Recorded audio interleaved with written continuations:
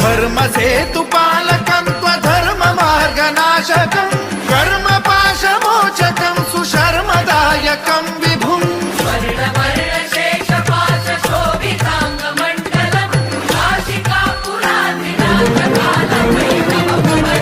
कालभैरवं भजे रत्नपादुका प्रभाभिरामपादयुग्मकं नित्यमिद्वितीयमिष्टदैवतं निरञ्जनं मृत्युदर्पनाशनं